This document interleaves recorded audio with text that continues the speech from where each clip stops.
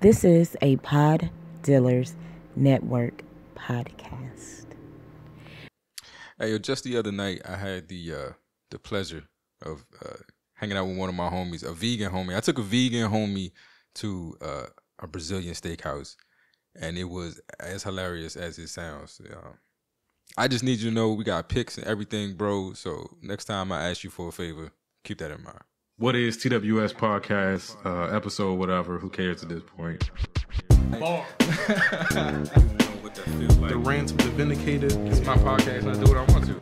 People, listen. Word, is it still live? It's not working for me, Rich. All right, we gonna keep going. I know I changed my voice at work. Bars on the radio. What is TWS podcast? When ready. I feel like the Neanderthal. Staring at my watch and I'm feeling so new school. Suicide attempts, how many tries to take? They ain't ready. Decorate my crib. My homie's couchless. That ain't the way I live. At least lately, the life of a bachelor seemed crazy. I went from cold pizza with old FIFA to seeing goals scored in person at low bleachers. So lazy, the youth of me I used to be. I used to like a one night stand. Now I'm all up in her house like there ain't one night stand. And I'm not sure why, but things seem different now, you know? And I'm not sure why, but things seem different now, you know? Anyway, welcome to another episode of the What is TWS podcast. As always, I'm your boy J. Flam, representing the White Pants Society. And I have to start off with thanking you, first and foremost, for giving me any of your time to sit, chill, talk through whatever we're going to talk through. You could be anywhere else in the world, but you're here with me, and it is very, very much appreciated. This is episode 201. Got through the 200 episode milestone, which I'm still like taken aback with that. I don't know. Yeah, man, the needle is moving. I want to thank people because the needle is definitely moving. Like it's slow progress, but it's progress. I talked a lot like on social media and with people this week about gratitude and gratitude being like a product of perception. Like I have a sign. I finally put it up on the wall downstairs, like in the kitchen area where I drink my tea and stuff. But I've had it for a while. I got it from Goodwill. I got it when I was doing my community service at Goodwill after the DUI. But it's just a sign, and it just says there is always, always, always, always something to be grateful for. And I need that because I need to remember like something to be grateful for at all times. And it's like I posted last week about how the podcast in terms of like ad revenue is on pace to triple what I made in ad revenue last year. If I told you what those actual numbers were, like you wouldn't be impressed at all. Like at all. Please don't think I'm still spending way more money to produce this podcast than I am bringing in from the podcast. But if you go from 2 to 6, that's 3 times. That's a big leap, So I got to think of it in a way that makes me grateful, and I'm very grateful. But to get past that, let's get to the stuff that we normally do. Chef Elise was here. She was in the building. We had a good visit.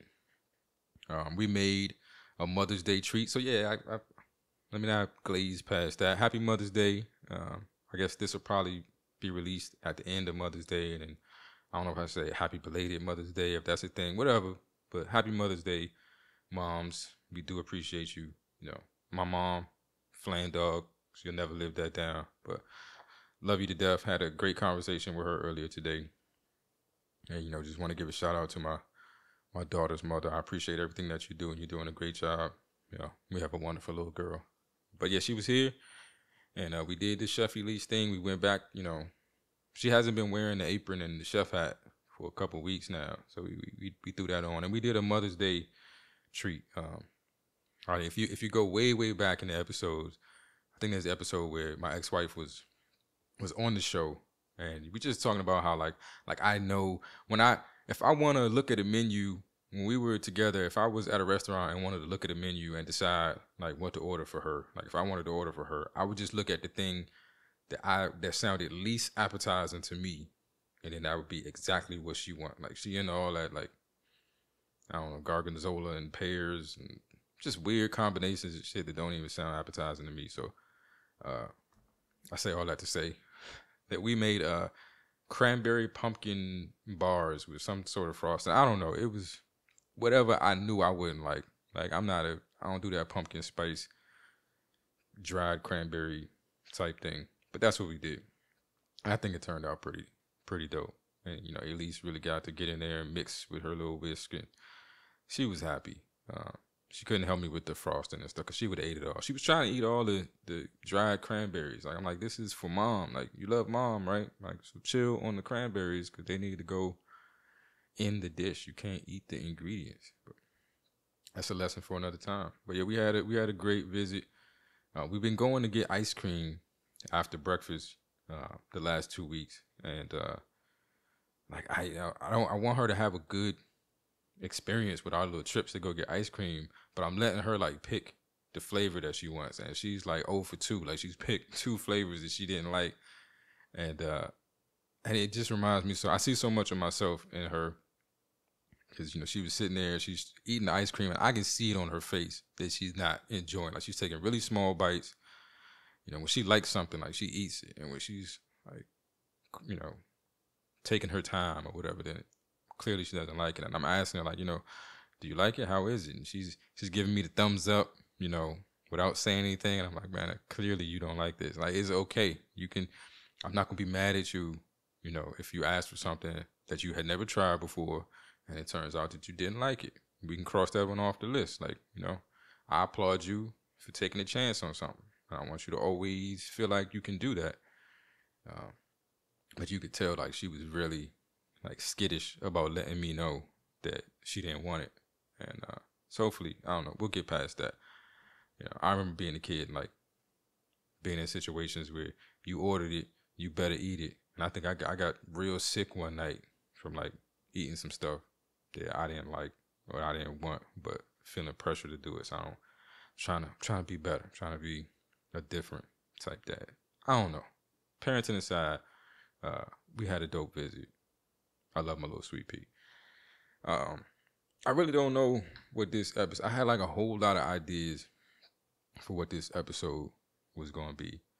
Let me start with saying, like, I think I've mentioned it before that like the intro and outro music is like a big deal for me. Like beyond the concept of what the show is, because a lot of these shows have no concept and it's just me like talking 30 minutes. But beyond that, what I spend the most time on a weekly basis and figuring out is like what the music is going to be to start the show and to end the show. Like actually right now I'm looking at the thing and I don't have my sounds queued up. So let me do that real quick. But yeah, today I spent a lot of time like trying to figure out what it was I was going to play. And I had this clip. Like I'm still very scared to, like, I don't know, I guess be myself completely. Like, this is the closest anyone has ever gotten to like who I actually am. But like I have a lot of thoughts that I feel like I can't share. Like I don't know, I feel like I can't share with people. And like the first thought that comes across my mind with anything is probably horrible and I can't do it. And so there's a lot for every post that you see from me, even if you think I cross the line sometimes in a post or in a topic on the show or whatever, believe that there were like 100 other things that I wanted to say or I wanted to post or I wanted to do that I thought was like way out of bounds. I say that to say like there was a clip. The clip I did play was from Odyssey, Different Now. I like that thing because I guess I'm realizing like that's where I am. Like life is just so different and the things I prioritize or value are so different. Like he has a line in the song where he's like, the youth in me, I used to like a one night stand. Now I'm all up in a house like there ain't one nice lamp. Like just your perspective on things changed. And that whole perspective of gratitude, what I was talking about. I'm trying to tie all this shit in. I don't know if it ever will. But anyway, I landed on that one. But with it being Mother's Day that I'm recording this, I wanted to do a completely different clip. And it's a Royce the Five. It's a dope bar. I like the bar. And it mentions Mother's Day, and I think it's funny and it kind of fits my personality, but it felt inappropriate. I'm gonna let y'all judge. I said, come here, let me kick game. I got more than 50 shades and just grades the colorway. I gave my mama a pic of myself in a big frame and a card that says, bitch, I'm Rick James for Mother's Day. See, but I didn't. But see, this is the thing. I know, because I know you heard it and you was like, come on, Flan. Understand that I didn't go with that one. Like, I changed and went with something else. I didn't do it. Like, you can't judge me as if I did it, because I didn't. I know I still played it anyway, but I didn't do it. It was mostly because of the B word. Like, I don't know. I'm not comfortable. I think I told y'all about the time I got my ass whooped, like, by every female member of my family and friends, because I used that word. So I'm like traumatized behind that. I think if he had just used a different word, I probably would have ran with the clip, because it was, other than that, it's funny, but it's the bitch I'm Rick James part that fucked it up for me. But yeah, I don't know. I guess I wanted to talk about that and the work I put into this show. Yeah, I don't know what the topic. I think what I wanted to do for this week, for 201, because last week was more about the show, episode 200, and it was more about me, and I was answering questions. I kind of wanted to pay homage to a lot of the people that I pulled things from. I think I mentioned it last week, but like, I do that Follow Friday thing every once in a while on Twitter, and I'll mention shows, and I'll even say like, these are the shows that I steal from, and it may sound like a joke, but it ain't a joke, because I legit like steal shit from these shows. Like, if you are dope and you are out there, I'm going to seek you out, and if I find something about what you do to be dope, I'm probably going to try to emulate it. Like, not stealing is the wrong word, but like, I don't know. I think everybody is like an amalgamation of the dope shit that they've seen in life. Like, you've heard somebody say something and it became a part of your vernacular, or you saw somebody walk a certain way and like, that's the walk that you try to emulate. Like, you a bunch of pieces of the dope shit that you've encountered in your life, and that's what the show is. I feel like I'm confident enough to say that's what I am. Like, I am a curator of dopeness.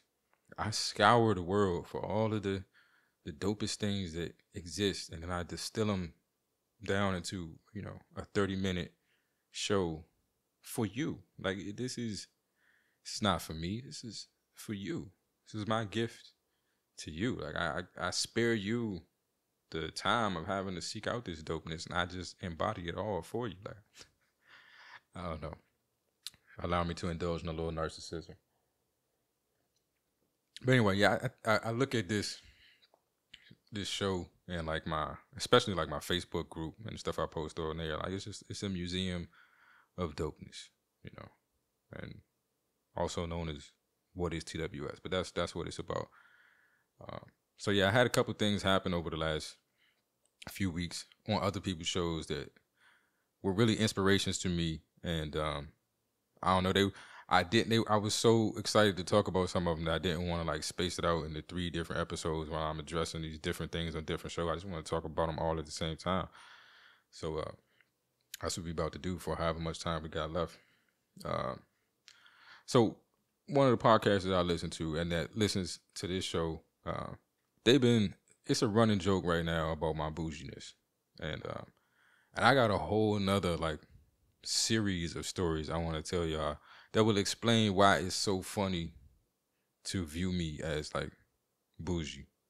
Like, I don't know, like if I was to explain to you what life was like for me 2.5 years ago to now, like, anyway.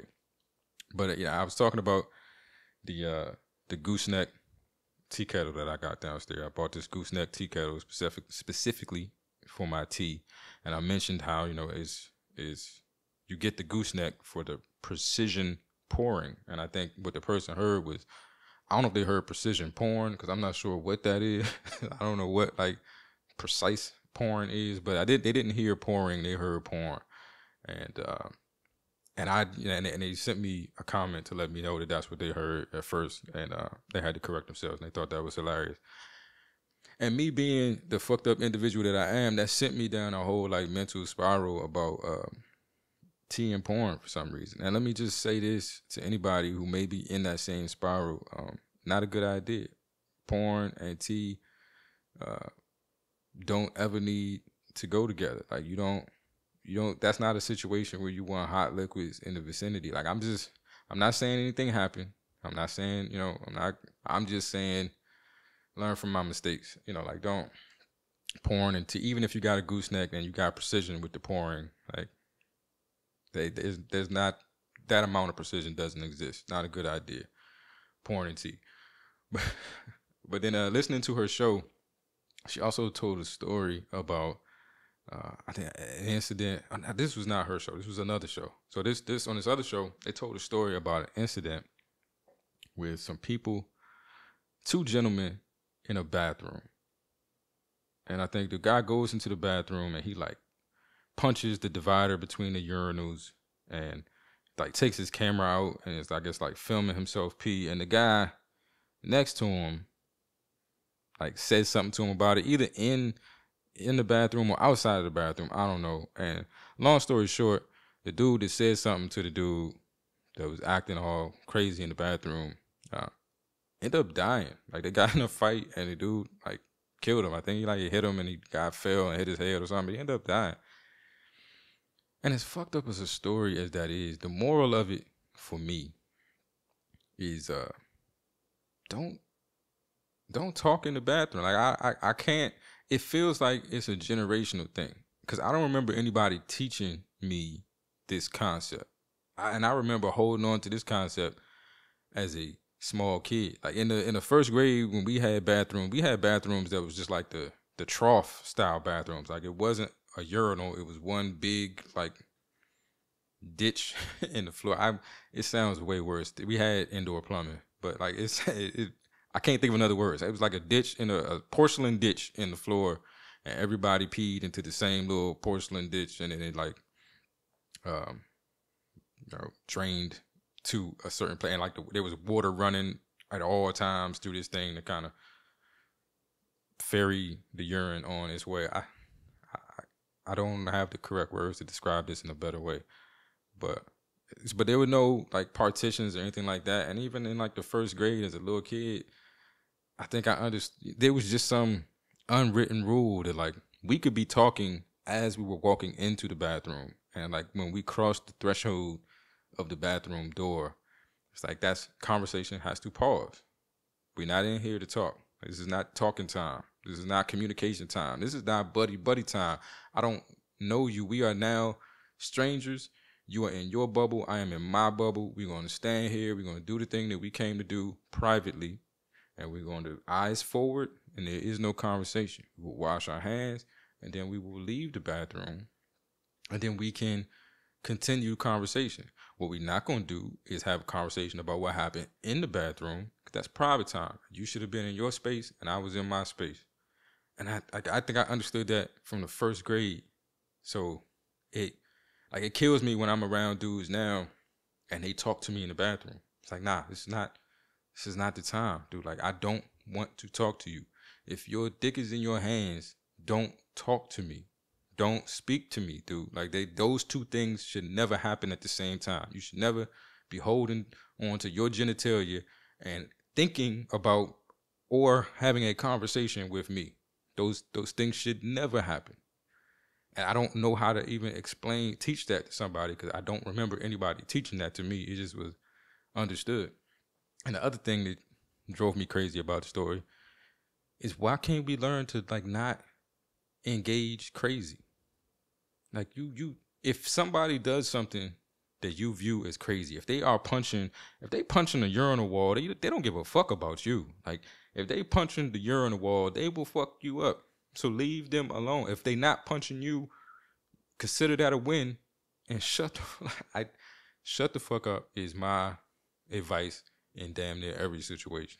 Just, it don't need to be said. Like really, that's how speaking should work. You should have a thought, and then you should process it. Like, does this need to be said? And if there is not a need to say it, shut the fuck up. But do not engage crazy, because it's crazy. You can't approach crazy with logic. You can't ask crazy questions because if you understand the answer, something might be wrong with you. If you see something crazy, either eyes forward, don't pay attention to it, let it be crazy over there. Be aware of it so that if it comes into your space, you can react, but you don't need to be engaged with it. Or walk away, get away from the crazy, find another bathroom, hold it, whatever you got to do. But it could kill you. It's deadly. This dude died because he couldn't keep his mouth shut in the bathroom, and he couldn't not engage crazy. They're way harder decisions in life. If you can't decide to not talk to somebody who's punching a urinal wall, you're going to have a tough time. I'm just saying. Way harder decisions in life. Leave shit alone. I digress. On to more important things. I think another topic that I picked up from one of the shows that I listened to was apparently, and I didn't know this because I guess I'm not with my daughter as much. And I guess she's out of the Sesame Street years, but apparently like there's Black Muppets on Sesame Street now. And it shouldn't bother me, but it does. It does. And it bothers me for a couple of reasons. One, like I watched Sesame Street as a kid. My daughter watched Sesame Street. I watched it with her. There was never a moment in all of these years of my exposure to Sesame Street where I ever felt aware that there weren't Black Muppets. Like, all of the Muppets, most of them are, first of all, monsters, and they different colors. You got Rosita is like rainbow colored, and she Hispanic. Like, so I was never associating any color with like a ethnicity or race. Half of them is yellow. I don't know what is burnt is orange. Like, there was never a time where I was like, there ain't no black man, ain't no Muppets that look like me. They wasn't supposed to. They was Muppets. They were monsters. These are fictional things. I didn't know any of them was white. I didn't know any of them was black. I didn't identify any of them as anything other than a Muppet. And so the reason, but to feel the need to make sure there are Black Muppets like now, like this, I don't get it. You had black actual people on the show. You had like real life people that were black. Y'all took a pimp, and if you look this up, look up Gordon and the movie he made before he became Gordon on Sesame Street. This dude he made a straight blaxploitation pimp. Y'all took a pimp and turned him into like everybody's uncle on the street in Sesame Street, and he was a black dude. Y'all had done enough. You had already like fulfilled your obligation culturally. Like, you turn this guy's whole image around. I think anybody sees a picture of this dude, they not thinking about a pimp. They think about Gordon, the nicest, coolest black dude on Sesame Street. Y'all did that. So there was no point in them. And then again, like I said, like they all different colors. So how am I supposed to know that this Muppet that may be brownish, I hope they not black. I haven't even seen it. I hope it's not like a black Muppet. I hope y'all understand that would be inappropriate. But if they brownish or whatever it is, like, why would I assume that that's a black Muppet? And here's where it gets worse. I guess the way you wanted to make sure we knew it was a black Muppet is like you wanted to give them something that you thought was a ethnically pertinent name. Like, I think one of them is named Elijah. Like, if that's your way of letting us know that Muppet is black, like, your racism is showing. You tuck that away. Like, that's I don't know. My name is Jared, and I'm black. You don't have to be named Elijah or any. You're going too far. You're trying too hard, and by trying too hard, you're going to fuck up. You already had black people on the show. Wasn't nobody asking for Black Muppets.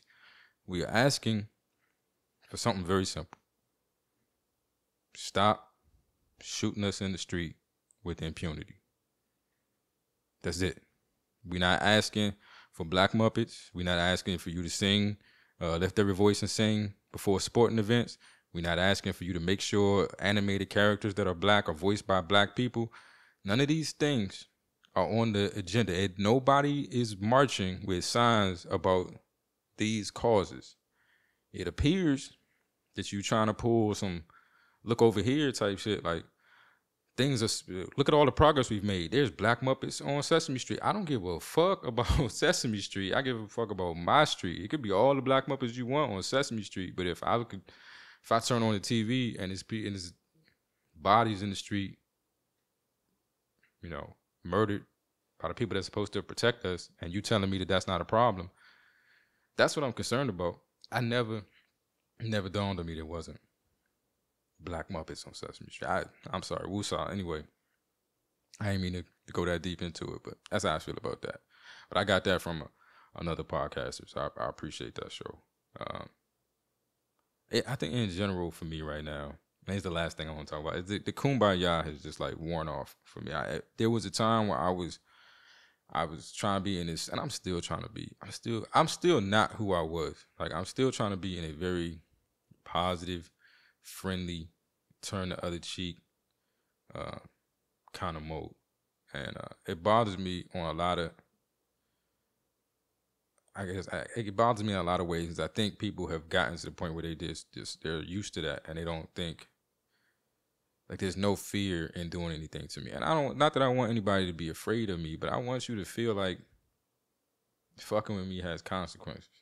Like, that you might not want, like, you know, like, consequences that you don't have to wait till Judgment Day to face. Like, that's not a deterrent to anybody. Like, you're going to have to pay for that when you get to the pearly gates. Like, ain't nobody thinking about that shit. It got to be something that happened now. So, like, I wanted to, like, spaz on people.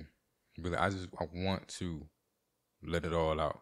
Like, it's not going anywhere. This anger is not going anywhere. It's just getting tucked into different spaces. And at some point, something's got to give. The thing that irked me the most this week, and this is just the dumb stuff that's irking me. So I'm telling you, like, the thing that you get spazzed on for is going to be like, I don't know. It's going to be something dumb, like mispronouncing my name or something, and I'm going to go off.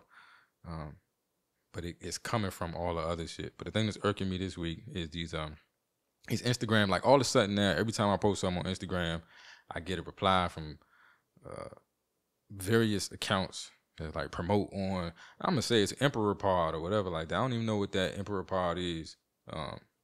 But every time I post something, and sometimes it's like 2 or 3 comments promote on Emperor Pod. And I looked on, you know, a friend of mine's, you know, podcast Instagram, and I can see the same thing, promote on Emperor Pod. Like, man, you know, chill. Like, chill. I got the people that friend me on Facebook, and then, like, I accept all friend requests on Facebook because that's how kumbaya, that's how nice of a guy I am. And then half the time I friend somebody, I accept a friend request, and it turns out to be I'll promote your podcast or blah, blah, blah. It's like, that's not how business is done. Who does this work on? This is the problem. This is the thing for me. Like, who does this work on? Who doesn't know who the fuck you are, and then they post something on Instagram, and you post a reply that simply says, promote this somewhere else, and they like, yeah, I can, okay, let's do that. Like, who is this working on? And then how can I get in touch with those people so that we can help them find a better way so y'all realize to cut this shit out? Like, it shouldn't bother me this much, but it does. It's like, I chill. If I don't know, or build a relationship first. Like, have something to say about my post, or have something to say about what you see me doing as a podcast, or what you see me doing marketing wise. Like, talk to me about, you know, what it is that I'm doing or what it is that you see. If you just clearly giving me something that shows, like, no effort, like, you just saw, here's a podcast that he posted, that he put a new podcast up, so I got this can reply, you know, promote on Emperor Pod, whatever. Like, who is this working on? Like, who is accepting these offers, and how do I get in touch with them so we can move them in a different direction so that y'all can shut the fuck up? Because obviously it must be working for you some kind of way, or you wouldn't keep doing it. I say that, and I've been producing the podcast for 4 years, that I can't necessarily say it's working, and I keep doing it. But the needle is moving, and I'm appreciative of it. Yeah, I done gone around the Mulberry Bush enough for one episode. If you made it this far, again, I appreciate you. You are the real MVP. But do my usual calls to action. Zaya Fitness on Instagram, ZAYAH Fitness. He can be your fitness guru. He posted some like before and after pictures of clients that he's helped with nutrition and training programs, and like I don't know, like the results are there. And I'm seeing Will Smith and Donnell Rawlings and everybody like, you know, keeping it 100 about the pandemic dad bod. And I'm feeling like it might be my time. Like I might could do this. But if I do it, I'm rocking with my man Zaya Fitness. ZAYAH Fitness on Instagram. He can get you where you want to be. If you're looking for ways to be impactful, if you're looking for ways to do your kumbaya thing and be your brother's keeper and help out your community, ttcharities.org. They always have something positive going on, some sort of drive. They can point you in directions to be impactful, how to contact Congress people, you know, whatever it is that needs to be done to help the needle move in those situations as well. But ttcharities.org. Check out the website. Donate what you can. Time, money, books, clothes. A like, a repost, a retweet. It all goes a long way. So ttcharities.org. And then, of course, my website, whatistws.com, and Define Functional. I am going to get another episode of Define Functional up at some point. I really did envision that show to be more of a guest forward kind of show. And like I'm just not, I guess I'm not friendly enough to get guests on my show. I don't know. Whatever it is. But What is TWS is still popping, and both sites have access to the merchandise store. So you can get your merch, your What is TWS merch, your Define Functional merch for the algorithm, all the stuff. I think coupon code right now is algorithm, ALGO, whatever, algorithm. It'll get you 20% off your entire order. I can't spell today, and I'm not trying to do it. But, yeah, go check out the website, listen to some shows, buy some merch if you want, get some mugs, some T-shirts, wall art. I slapped the logo on anything. It's all good. But with that being said, I think what I chose for the outro music this week was just a new Skyzoo song I ran into. You know, if you've been following the show for any period of time, you probably know Skyzoo is one of my favorite rappers that I feel like I just discovered in the last like 2 or 3 years. He's been around forever. But found this song. I think it's dope. It's about like gentrification and what happened to like Brooklyn and Bed-Stuy, called Bed-Stuy is Burning. And then he does this whole thing in the chorus where he's talking to other cities about like not letting this happen in your city. And I thought it was cool. And not only did he mentioned both the city I came from and then the state that I'm in now. Like Texas is mentioned, and it's like the only state that he mentioned. Everything else is a city. I'm nerding out because I know none of that matters to you. But until we speak again, be safe, be the light, be easy. I love y'all. Let's rock out. Sun is fire, sail in the sky, 30 floors up, burnt the vibe, clear out the sky. I had a view worth a mill, but views get for real, and views you get killed when you ain't hit it by. Please, Philly, don't let this happen to you. Please, Atlanta, don't let this happen to you. Please, DMV, don't let this happen to you. Please, LA, don't let this happen to you. Please, Detroit, don't let this happen to you. Please, Chicago, don't let this happen to you. Please, Texas, don't let this happen to you.